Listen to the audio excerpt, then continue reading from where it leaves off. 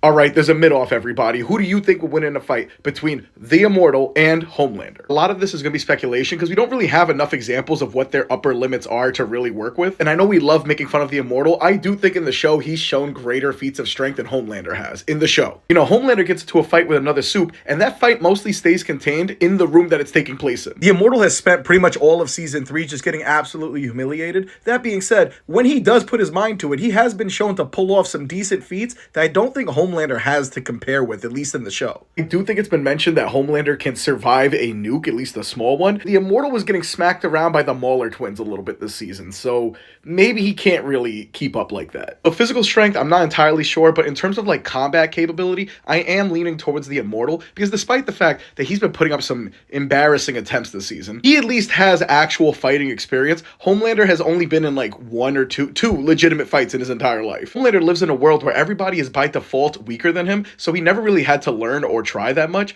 The Immortal, on the other hand, has enough experience being smacked around that I feel like maybe he picked up a few abilities that Homelander might not be able to match. Now, aside from physical strength and combat experience, the thing that gives Homelander a decent chance in this fight is the fact that he has a wider tool set with his powers. Yeah, they both can fly, they both have super strength and super durability, but Homelander has laser eyes, and like, I'm seeing this guy get hit by stuff that I'm shocked damages him.